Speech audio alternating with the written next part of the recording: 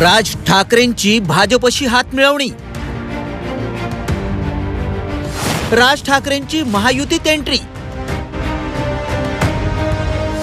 मनसे लढवणार लोकसभेच्या 2 जागा.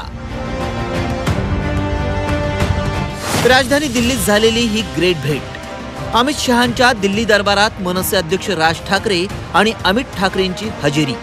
तब्बल 30 मिनिटांच्या या भेटीत नेमकी काय चर्चा झाली याची उत्सुकता सगळ्यांनाच आहे. लोकसभेला महाराष्ट्रातून 45 पारचं लक्ष गाठण्यासाठी महाराष्ट्रात नवा डाव नवा राज मांडण्याची रणनीती भाजपनं आखल्याचं समजतंय. त्यासाठी भाजप श्रेष्ठींनी मनसे अध्यक्ष राज ठाकरेंना बोलावणं धाडलं. उद्धव ठाकरे आणि भाजपची युती तुटल्यानंतर आता नवा ठाकरे महायुतीत सामावून घेण्याच्या हालचाली सुरू झाल्या. राज ठाकरे महायुतीत आल्यास महाराष्ट्रात फायदा होऊ शकतो. राज ठाकरेंच्या रूपानं चौथा भिडू महायुतीत आल्यास लोकसभा निवडणुकीची गणितं बदलू शकतात. त्यामुळेच राज ठाकरेंना महायुतीत सामावून घेतलं जाणार असल्याचं समजतंय. दक्षिण मुंबईतून तरुण आणि सुशिक्षित चेहरा म्हणून अमित ठाकरेंनी निवडणूक लढवावी असा भाजपचा आग्रह असल्याचं समजतंय.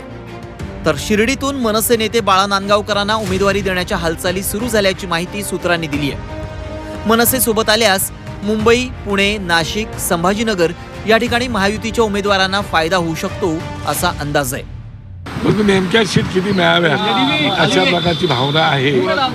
त्याच्यावरती साहेबांनी त्यांना काही सांगितलेलं आहे, तर त्याच्यावरती 1-2 दिवसामध्ये एकदा माहिती आली मग तुमच्याशी दोन जागांच्या चर्चा आहे. दक्षिण मुंबईतनं तुमचं नाव पुढे येत आहे लोकसभेसाठी, त्यात कितपत हा पक्षाचा आणि पक्षप्रमुखाचा अधिकार आहे.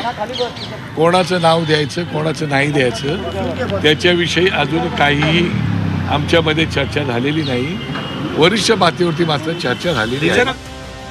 राज ठाकरेंना एनडीएमध्ये सामील करून घेण्याच्या हालचालींमुळे नव्या राजकीय समीकरणांची चर्चा महाराष्ट्रात सुरू झाली आहे. आणखी एक ठाकरे चोरण्याचा भाजपचा प्रयत्न आहे असा तिखट हल्ला उद्धव ठाकरेंनी चढवलाय.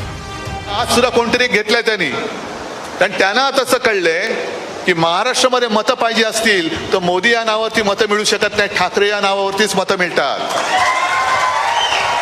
म्हणून बाळासाहेबांचा फोटो चोरला, काही फरक पडत नाही. आज आणखीन एक ठाकरे चोरायचा प्रयत्न करतात. घेऊन जा, मी आणि माझी जनता समोरासमोर आहे तेवढी मला पुरे आहे. मनसेची स्थापना झाल्यापासून राज ठाकरेंनी प्रत्येक निवडणूक स्वबळावर लढवली.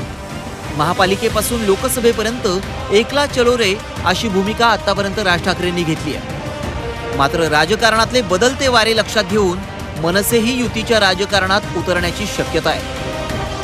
भाजप आणि शिवसेना शिंदे गटातील नेत्यांची राज ठाकरे यांच्या शिवतीर्थ बंगल्यावर सतत उठबस असते.